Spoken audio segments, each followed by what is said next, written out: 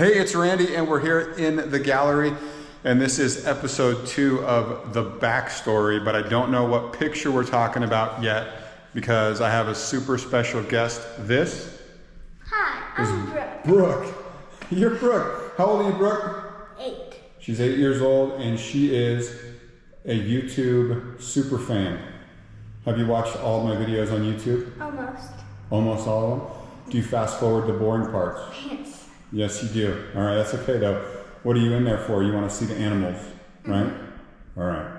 So Brooke is going to pick what picture we're going to talk about in this next episode, and she's already made up her mind. Yeah? What's it going to be?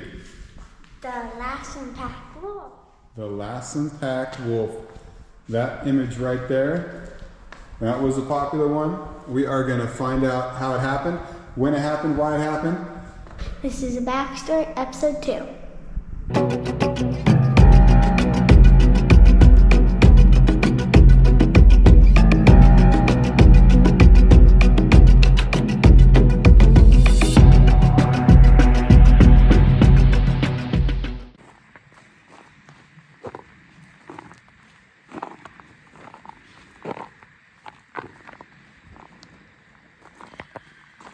Looks pretty different in here 2 years later, but I think this is the tree right here that my trail camera was on, kind of shooting that way, where I got some trail cam footage of Lassen pack wolves, but we got to backtrack. This was a journey. So to give you the backstory on that Lassen pack wolf story, we got to go back to about 2011 really.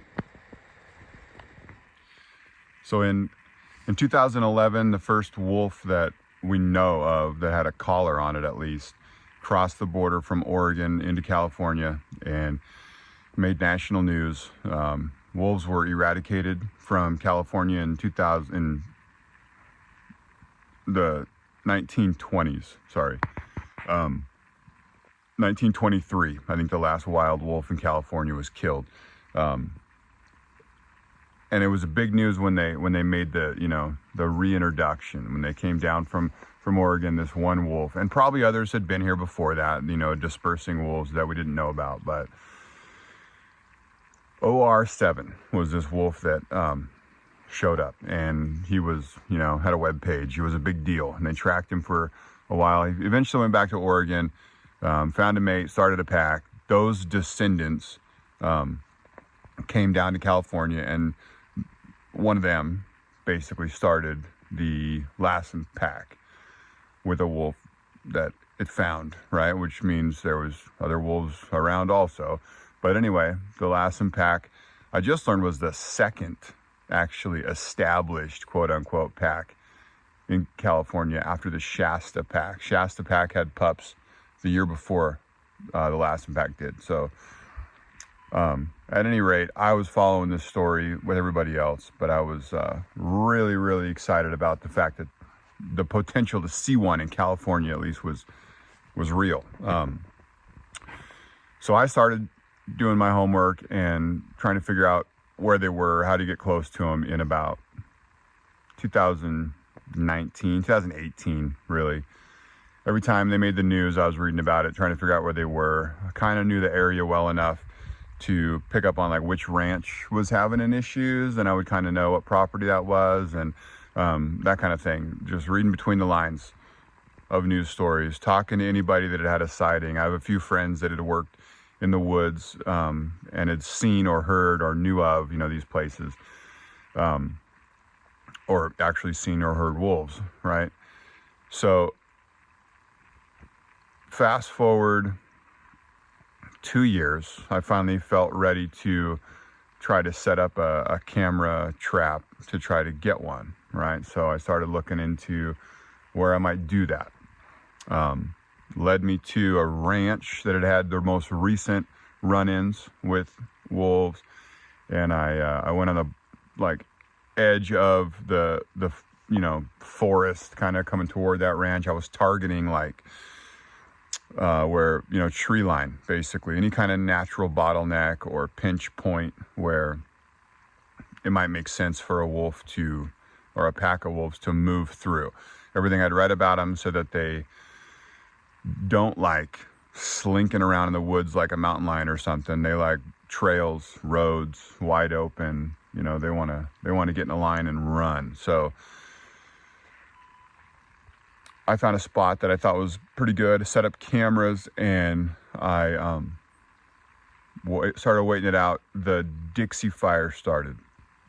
Now, if you're familiar, the Dixie Fire was the biggest, almost the biggest fire in California history by the end, but they started closing the woods in like sections as the fire was kind of burning through.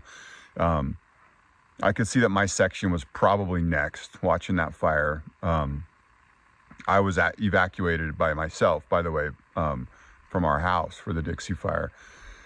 But grew up also in Greenville, by the way, which was a little town that was burnt, was decimated by the Dixie Fire. But anyway, it was coming. I saw it, the writing on the wall, and went and got my stuff out, and got a coyote on that camera set, by the way, but no wolf. Had to wait it out. It was long summer, long fall. They finally reopened the woods, and then nobody knew if the Lassen pack survived, right? CDFW was, still had a collar on one wolf at that point, and they were tracking and trying to figure it out. They basically announced that they were pretty sure the wolves lived through the Dixie Fire, which, put me right back on the case. When they opened the woods to the public, I came to a different spot, this spot, and started trying to find evidence or tracks or anything. Eventually I found this game trail right here, which is very well traveled. Like, there's a bobcat. That's like an obvious bobcat track right there. That's cool. Yeah. 3-lobe heel. Total feline. Anyway, I found this trail and I started working it, and I found wolf tracks, and the forest fire ash at the time, combined with a little bit of moist, damp ground and mud, made it relatively easy to get into the wolf tracks. And I followed them for a while, and I found what turned out to be a pretty heavily traveled path. So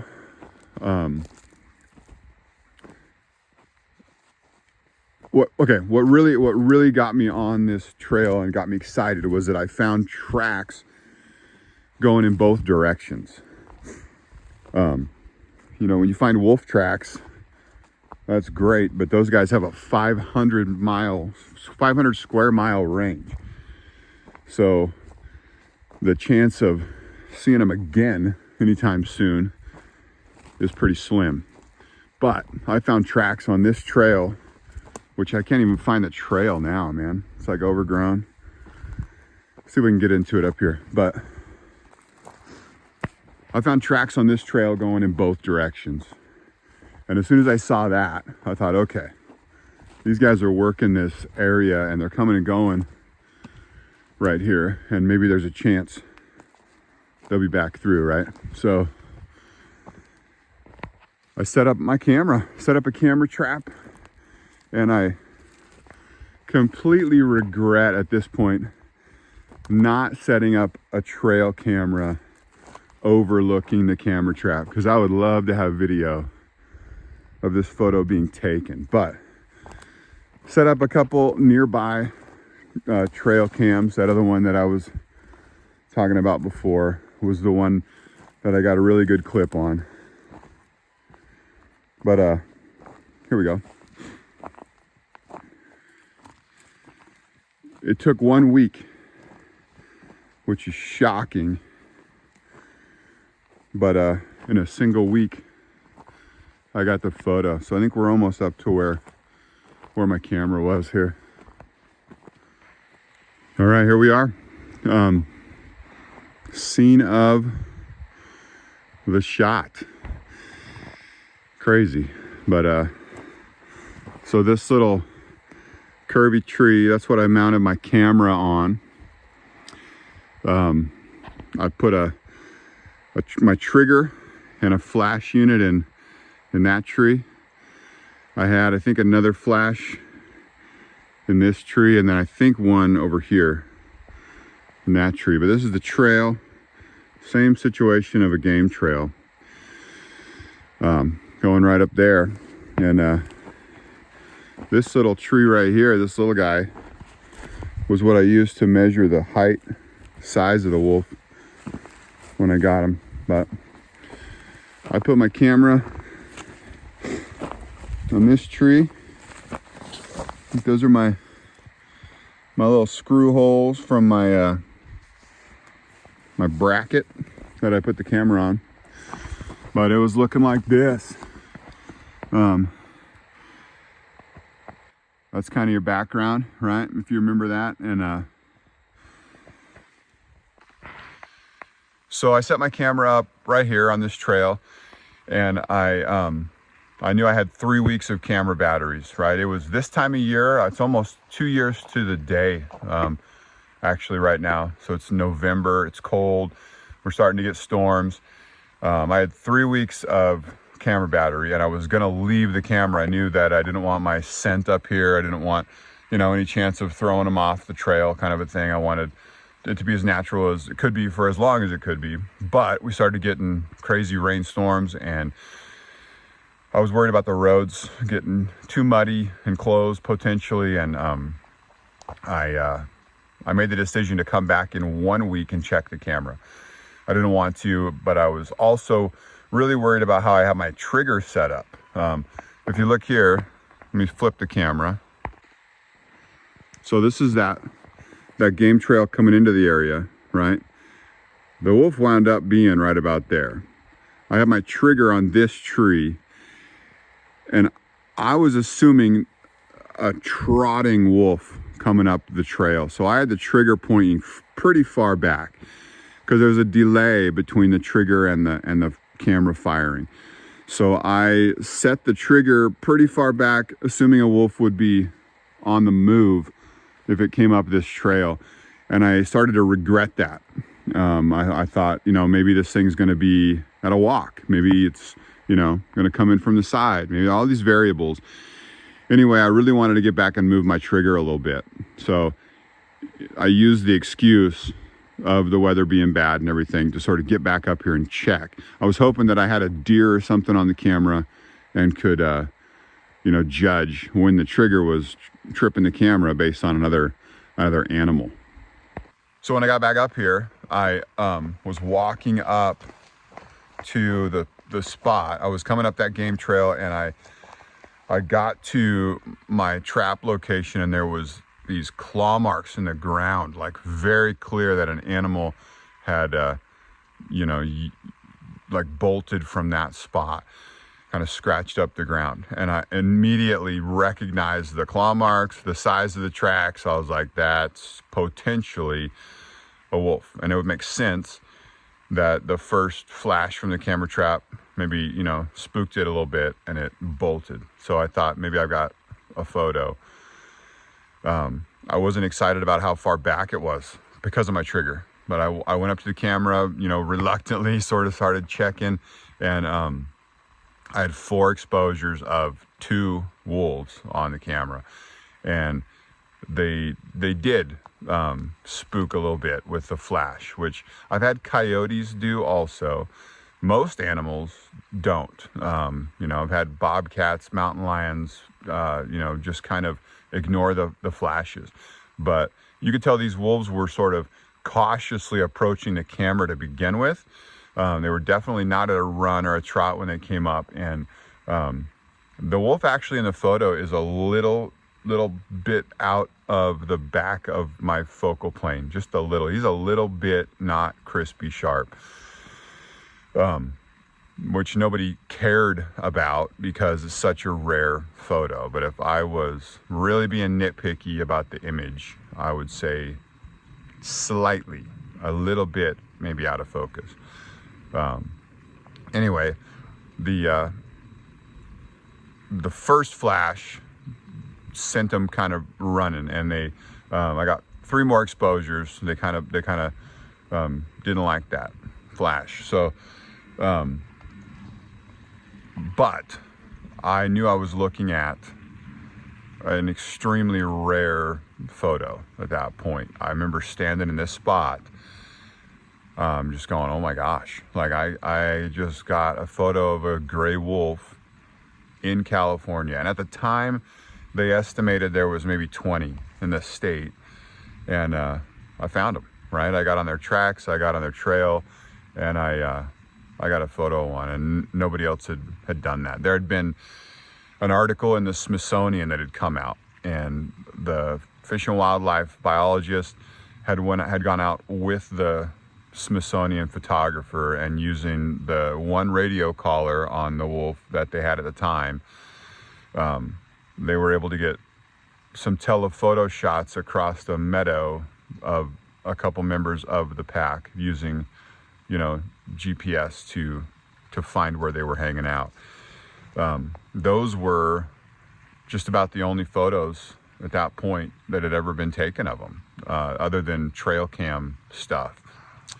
And I was told, the Fish and Wildlife biologist later told me that they had set up camera traps. That photographer had tried camera traps and failed, didn't get anything on their camera traps. So it was the first that I know of, like, high resolution, close up, wide angle image of a wolf ever taken in California, because in the 1920s, a good camera trap shot wasn't an option, right? So it was rare, and I knew it, and I remember thinking, like, what does this mean? What can I do with this photo? How do I use this photo, right? Like, there's a lot of people that really hate wolves. There's a lot of, is this a potential, like, conversation starting, conservation worthy photo, right? Is this like something that people will change their opinion about wolves based on? Is it, any of those things? I was kind of sick already at the point of, I was sick of being in the middle of the conversation about whether wolves are bad or whether wolves are good, or whether we hate them and want to kill them all, or, there was just all this local drama brewing about the whole wolf situation, because, they kill cattle occasionally. They're, potentially destructive for that kind of, industry. Deer hunters think they're going to kill all the deer. Ranchers think they're going to kill all the cows.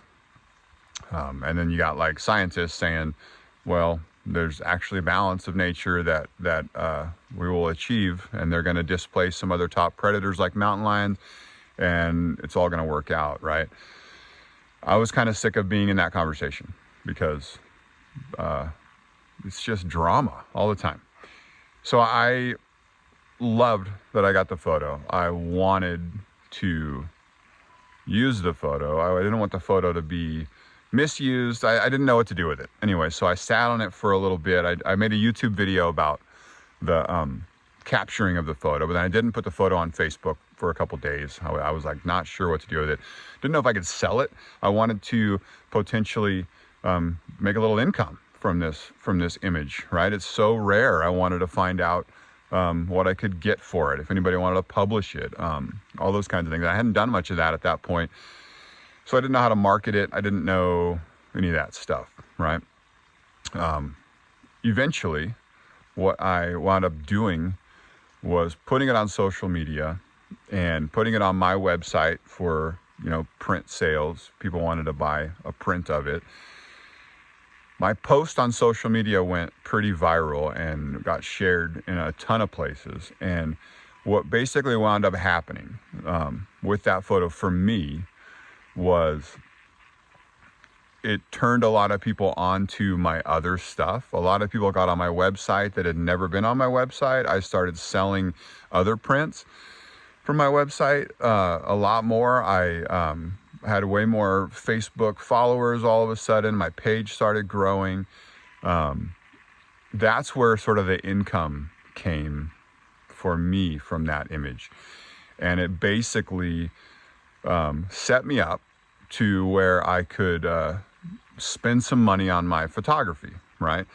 So basically with the proceeds from that photo, from other print sales, from the sales of that photo, I was able to buy myself tickets to Alaska. And that next summer was when I went up to Alaska and spent a few days photographing grizzly bears and kind of began the sort of self-sustaining nature of my photography sort of side gig hustle at that point, right? I sold enough prints that I could pay for a trip, go on a trip and take a bunch of photos, sell enough photos to fund the next trip. That was kind of my vision.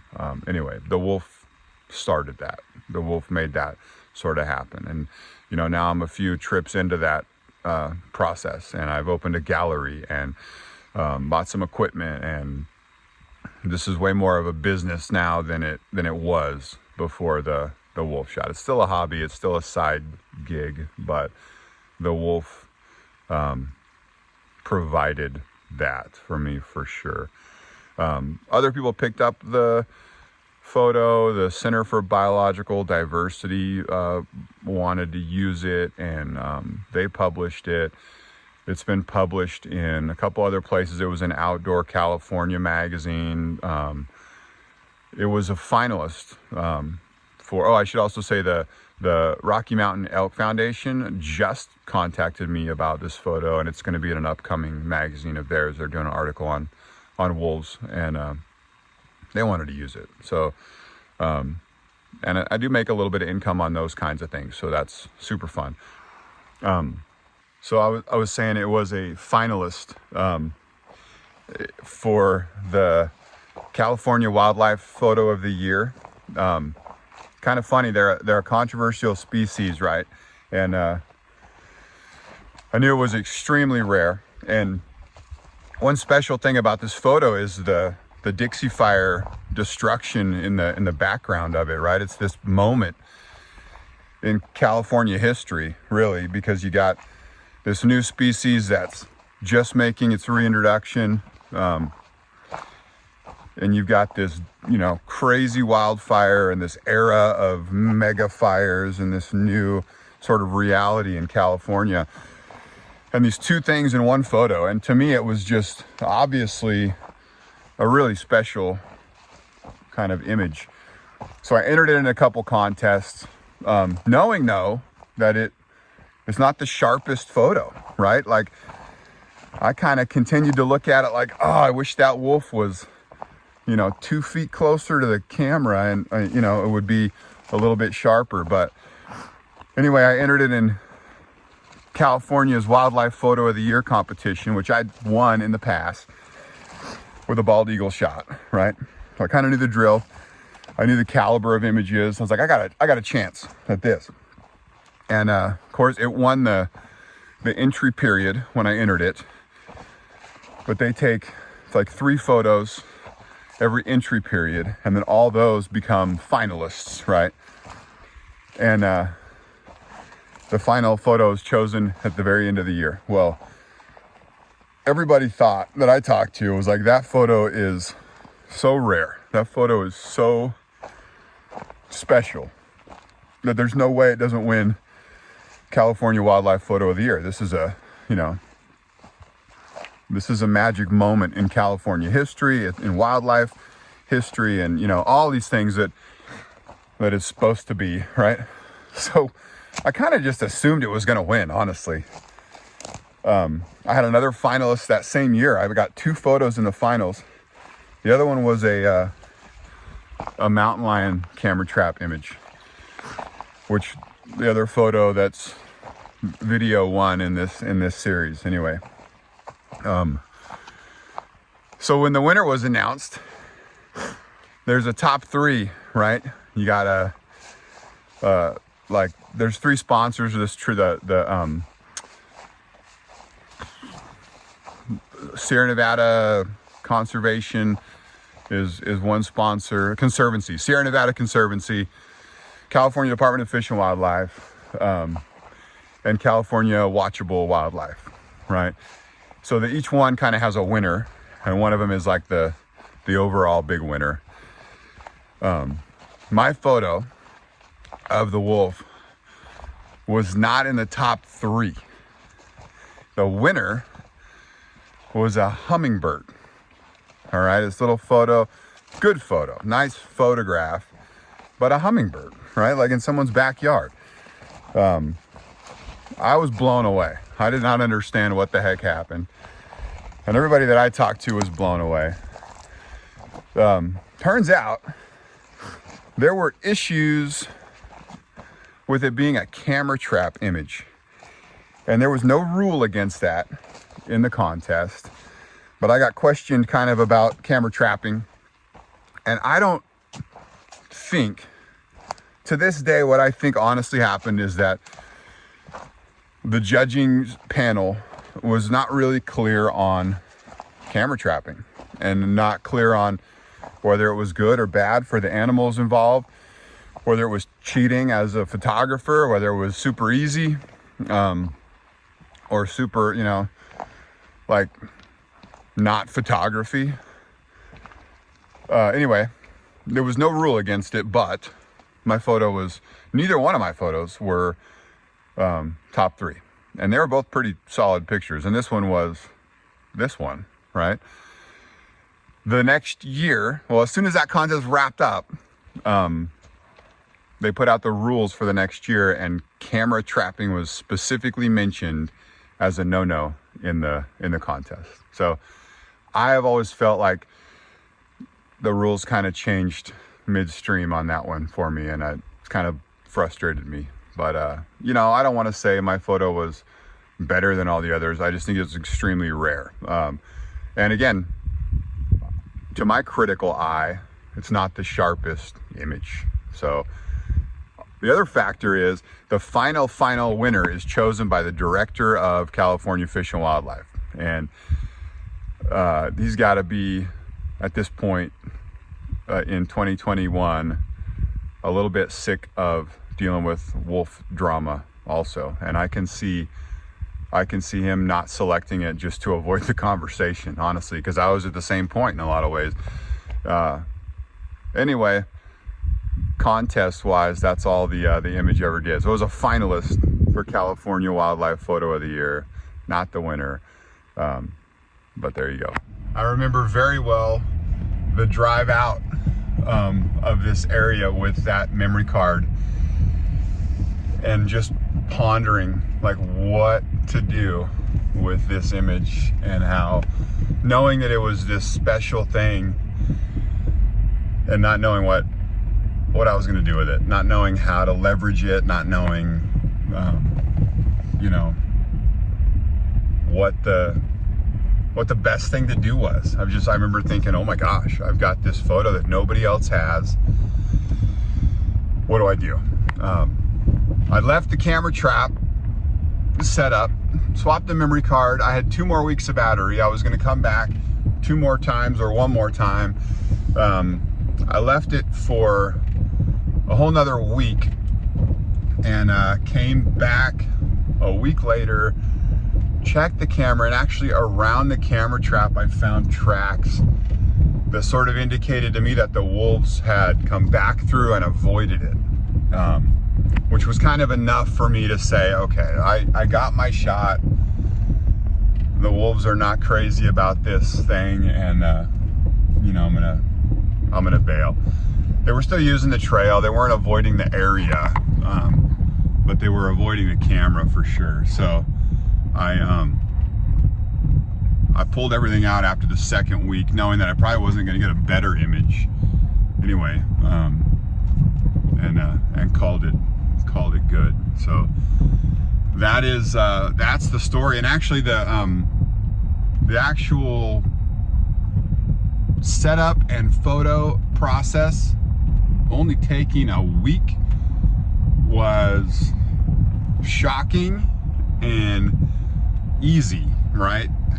But that came after a couple of years of homework, right? And people say I got lucky, which no photographer likes that word, right? But in a way I did, sure. You know, it's lucky to get, but you kind of make your own luck by putting that camera in the right place, you know. Anyway, that's the backstory on the wolf photo. I'm out here now, still hoping for that in-person encounter with the Lassen pack. I've still never seen him in person. Someday I will, right? I should mention too, when I got there and checked that camera, that photo was taken an hour and a half before I showed up. It was 6:30 that morning. I showed up at 8 and just missed them, right? But that was the deal. Also should mention, I got a bear on that same camera trap set, and the bear had mercy on me and didn't mess with my cameras. Bears are notorious for messing with camera traps and smacking your flashes and trigger around and generally ruining whatever your next photo was gonna be. So the bear came by the day before the wolves and didn't mess with anything. And I owe that bear a thank you also for not destroying the place. But there you go. That is the backstory on the Lassen pack wolf shot. So if you have any questions, hit me up in the comments, let me know, and we'll try to answer them as best I can. But it's a special one, and thanks for watching.